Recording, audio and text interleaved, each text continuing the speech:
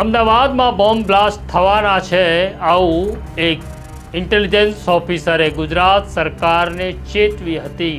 પણ જેણે ચેતવી એ intelligence officer એટલા નાના હતા કે આ અધિકારીની ચેતવણી કોઈએ સાંભળી નહીં.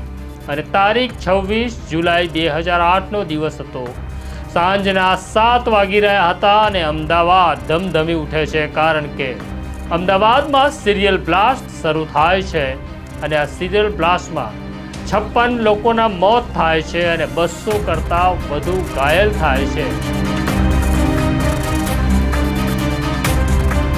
આ એક નવી ધારાવાહિક અમે તમારી સામે રજૂ કરી રહ્યા છીએ, જેનાથી માત્ર ગુજરાત નહીં સમગ્ર ભારત ધ્રુજી ગયું હતું.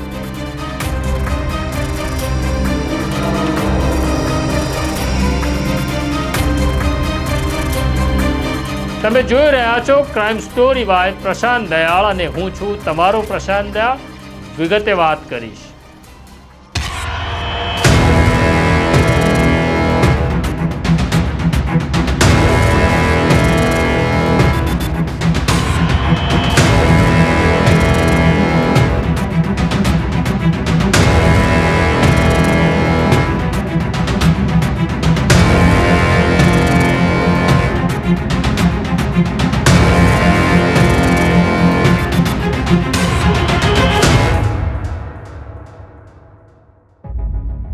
નમસ્કાર, ક્રાઇમ સ્ટોરી બાય પ્રશાંત દયાળમાં તમારું સ્વાગત છે. અને આજે એક એવી કહાની, એક એવી સ્ટોરી, એક એવી ક્રાઇમ સ્ટોરીની વાત કરવી છે કે જેનાથી સમગ્ર ભારત ધ્રુજી ગયું હતું. 2008નો સમય હતો. ઇન્ટેલિજન્સ ઓફિસરો પોતપોતાનું કામ કરી રહ્યા હતા અને ગાંધીનગર ઇન્ટેલિજન્સ બ્યુરોમાં ફરજ બજાવતા એએસઆઈ બળવંતસિંહ કુંપાવત પોતાને મળેલી ઇન્ફોર્મેશન ઉપર કામ કરી રહ્યા હતા. ત્યારે તેઓ સાબરમતી જેલમાં રહેલા કેટલાક કેદીઓને ઓબ્ઝર્વેશનમાં મૂકે છે અને ત્યાંથી જાણકારી મળે છે કે અમદાવાદમાં સિરિયલ બોમ્બ બ્લાસ્ટનું આયોજન થઈ રહ્યું છે. પરંતુ આ અધિકારી એટલા નાના દરજ્જાના હતા કે જ્યારે ઇન્ટેલિજન્સ રિપોર્ટ સિનિયર અધિકારીઓ સુધી પહોંચ્યો ત્યારે સિનિયર અધિકારીઓએ આ રિપોર્ટની અનદેખી કરી અને તેમણે માની લીધું કે એક નાના કક્ષાના અધિકારી પાસે આટલી ઇન્ફોર્મેશન ક્યાંથી આવે. પણ આ ચેતવણીને ગણકારવામાં આવી નહોતી. તેના કેટલા માઠા પરિણામો આવવાના છે તેની કોઈને કલ્પના નહોતી. તારીખ 26 જુલાઈ 2008નો દિવસ હતો. અમદાવાદ રાબેતા મુજબ દોડી રહ્યું હતું.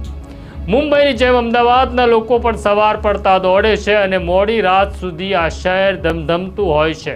અમદાવાદ ક્રાઇમ બ્રાન્ચમાં joint police commissioner Ashish Bhatia, deputy police commissioner Abhay Chudasama પોતાની ચેમ્બરમાં કામ કરી રહ્યા હતા અને ત્યારે જ તેમના ફોનની ઘંટડીઓ રણકવા લાગી. ફોન ઉચક્યા પછી તેમને આંચકો લાગ્યો. તેમણે તરત પોતાના ટીવી સ્ક્રીન ઓન કર્યા તો જોયું કે અમદાવાદમાં સિરિયલ બોમ્બ બ્લાસ્ટ થઈ રહ્યા છે. અમદાવાદની અંદર 19 કરતાં વધુ સ્થળોએ બોમ્બ બ્લાસ્ટ કરવામાં આવ્યા હતા. તાત્કાલિક ક્રાઇમ બ્રાન્ચની ટીમો ઘટના સ્થળે રવાના થાય છે અને પ્રારંભિક તબક્કે પોલીસને ઘટના સ્થળે જે જાણકારી મળે છે તે એવી હતી કે આ બધા જ સાયકલ પર લગાડવામાં આવેલા બોમ્બ હતા, એટલે કે સાયકલ બોમ્બ હતા. આ બ્લાસ્ટ કરનાર લોકોએ પોતે ચેતવણી પણ આપી હતી, પણ હજી સુધી આ વાત અમદાવાદ પોલીસના ધ્યાન ઉપર આવી નહોતી. અમદાવાદના પોલીસ કમિશનર ઓપી માથુરે તત્કાલીન તમામ અધિકારીઓને ઘટના સ્થળે રવાના કર્યા. આ દરમિયાન જાણકારી મળી કે દેશની નામાંકિત ટીવી ચેનલોને એક ઈમેલ મળ્યો હતો, જે ઈમેલ ઇન્ડિયન મુજાહિદ્દીનના નામે આવ્યો હતો. અને ઇન્ડિયન મુજાહિદ્દીને પોતાના મેલમાં અમદાવાદ પોલીસને ચેતવણી આપી હતી કે રોક શકો તો રોક લો. પણ આ મેલની જાણકારી અમદાવાદ સુધી કે ગુજરાત પોલીસ સુધી પહોંચે તે પહેલાં એક પછી એક બ્લાસ્ટ થયા અને જેમાં લોકો લોહી લુહાણ થઈ ગયા હતા. અમદાવાદ ફાયર બ્રિગેડ અને એમ્બ્યુલન્સ સર્વિસ તાત્કાલિક ઘટના સ્થળે પહોંચે છે. ઇજાગ્રસ્તોને લઈને હોસ્પિટલ જવા રવાના થાય છે. આ જે બ્લાસ્ટ થયા હતા એ અમદાવાદના પૂર્વ વિસ્તારમાં થયા હતા. અમદાવાદની પોળોમાં થયા હતા, જ્યાં ગીચ રસ્તાઓ છે અને ટ્રાફિક ભરચક હોય છે. સાયરનો વાગી રહી હતી અને એમ્બ્યુલન્સો હોસ્પિટલ તરફ દોડી રહી હતી. પોલીસ હજી આ ઘટનાને સમજવાનો કે તેના ઉપર નિયંત્રણ લેવાનો પ્રયત્ન કરે તે પહેલાં બીજી ઘટનાઓ ઘટે છે. જેમણે બોમ્બ પ્લાન્ટ કર્યા હતા તેમનું આયોજન બહુ ચુસ્ત હતું. તેમને ખબર હતી કે બોમ્બ બ્લાસ્ટ થશે પછી ઈજાગ્રસ્તોને લઈને એમ્બ્યુલન્સ હોસ્પિટલ પહોંચશે અને અમદાવાદની 2 સરકારી હોસ્પિટલ, જેમાંની એક અમદાવાદ સિવિલ હોસ્પિટલ અને બીજી મણિનગરમાં આવેલી LG હોસ્પિટલ, તેના પાર્કિંગમાં પણ 2 કાર પાર્ક કરવામાં આવી હતી. જ્યારે ઈજાગ્રસ્તોને લઈને એમ્બ્યુલન્સો ત્યાં પહોંચી ત્યારે અચાનક અમદાવાદ સિવિલ અને LG હોસ્પિટલના પાર્કિંગમાં, જે ટ્રોમા સેન્ટરથી સાવ નજીક હતી, ત્યાં પ્રચંડ ધમાકા થવા લાગ્યા. આગની જ્વાળાઓ ઉઠી અને નજીક રહેલા લોકોના ચીથડા ઉડી ગયા, જેમાં મેડિકલ અને પેરામેડિકલ સ્ટાફ પણ માર્યો ગયો. આમ હજી પોલીસ નિયંત્રણ મેળવે તે પહેલા બીજા 2 બ્લાસ્ટ થયા. આમ કુલ 21 બ્લાસ્ટ અમદાવાદ શહેરમાં થયા. આ ઘટનાની જાણકારી મળતા તત્કાલીન મુખ્યમંત્રી નરેન્દ્ર મોદી ગાંધીનગરથી રવાના થાય છે. અમદાવાદ પોલીસ કમિશનર ઓફિસમાં આવે છે. તાકીદની એક મિટિંગ બોલાવવામાં આવે છે અને મિટિંગમાં તે અધિકારીઓ પાસેથી ઘટનાક્રમ જાણે છે અને પોલીસ અધિકારીઓને કહે છે આરોપીઓને પાતાળમાંથી શોધવા પડે તો શોધી કાઢો. આ આરોપીઓને પકડનારને 50 લાખ રૂપિયાનો ઇનામની જાહેરાત કરે છે. અમદાવાદની પ્રાઇમ એજન્સી ક્રાઇમ બ્રાન્ચ તરત હરકતમાં આવે છે. તપાસનો દોર શરૂ થાય છે. પણ joint police commissioner Ashish Bhatia અને DCP અભય ચુડાસમાને ખબર હતી કે આ ટાસ્કને પહોંચી વળવા માટે એક અલગ ટીમની જરૂરિયાત છે અને એટલે જ આ ટીમમાં તેઓ ચુનંદા અધિકારીઓને સામેલ કરવાનો નિર્ણય કરે છે. ગુજરાતના DGP સાથે વાત કરે છે અને પોતાની ટીમમાં IPS અધિકારી હિમાંશુ શુક્લા સહિત DYSP ગિરીશ સિંઘલ, તરુણ બારોટ, મયુર ચાવડા, ઉષા રાડા જેવા અધિકારીઓને સામેલ કરવામાં આવે છે. VR ટોળિયાને પણ સામેલ કરવામાં આવે છે અને પછી આ ટીમ કામ કરવાની શરૂઆત કરે છે. પણ દિવસો પસાર થવા લાગે છે. 1 દિવસ, 2 દિવસ, 3 દિવસ આરોપીઓની કે કોણે બ્લાસ્ટ કર્યા છે તેની કોઈ ભાળ મળતી નથી. આ દરમિયાન JCP આશિષ ભાટિયાને એક નામ યાદ આવે છે. જ્યારે તેઓ મહેસાણામાં SP તરીકે ફરજ બજાવતા હતા ત્યારે તેમની સાથે કામ કરનાર કોન્સ્ટેબલ દિલીપ ઠાકોર, જે હવે ટેલિફોન ટ્રેકિંગમાં માસ્ટર થઈ ગયો હતો, તેને પણ તેડું આવે છે અને અમદાવાદ ક્રાઇમ બ્રાન્ચની જે ટીમ હતી તેમાં તેને સામેલ કરી દેવામાં આવે છે. આમ ટીમમાં વધારો થઈ રહ્યો હતો. ટીમ મજબૂત થઈ રહી હતી પણ કોઈ ચોક્કસ કડી હજી પોલીસને મળી રહી નહોતી. ટેકનિકલ સર્વેલન્સમાં લાખો ફોન હતા, પરંતુ જ્યારે ઘટના ઘટી ત્યારે અમદાવાદમાં લાખો ફોન યુઝર, મોબાઈલ યુઝર પોતાના ફોન કરી રહ્યા હતા. ત્યારે કોણ શંકાસ્પદ છે તે શોધવું બહુ મુશ્કેલ કામ હતું. આસપાસના વિસ્તારમાંથી જેઓ શંકાસ્પદ હતા તેમને ઉપાડવાનું કામ ચાલુ હતું.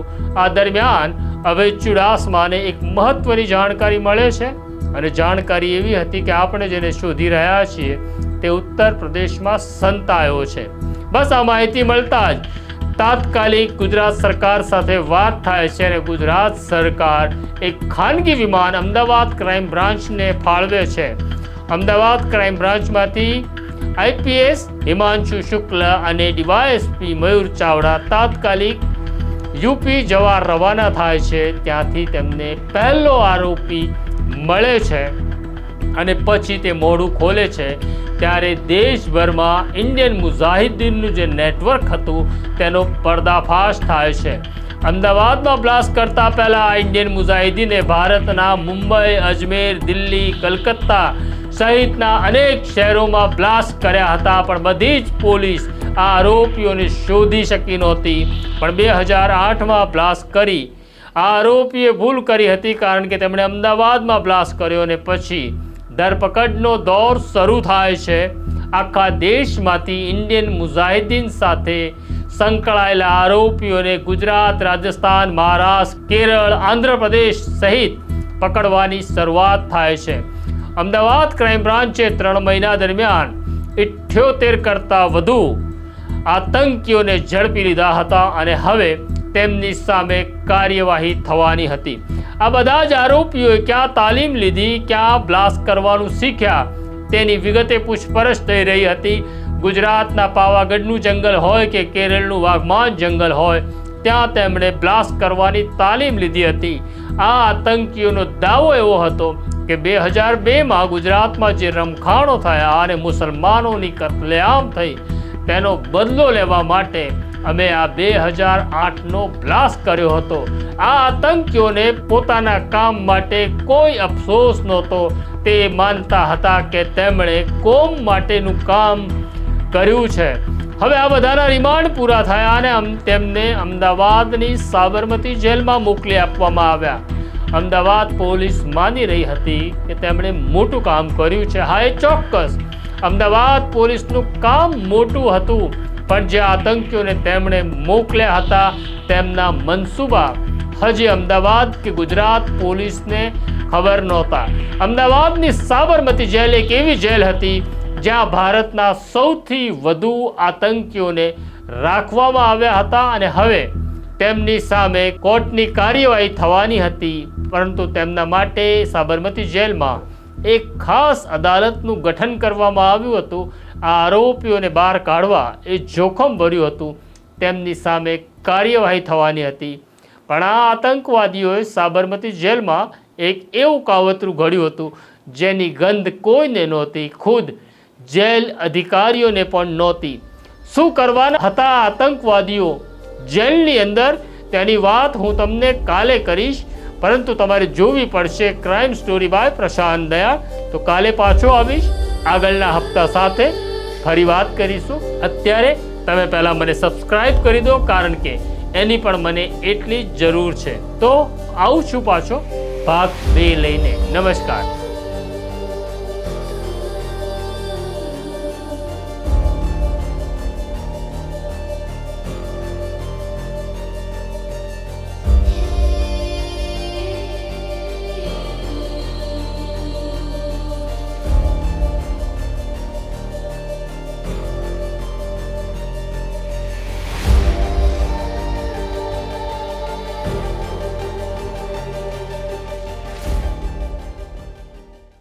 વૈષ્ણવજન તો તેને કહીએ જે પીડ પરાઈ.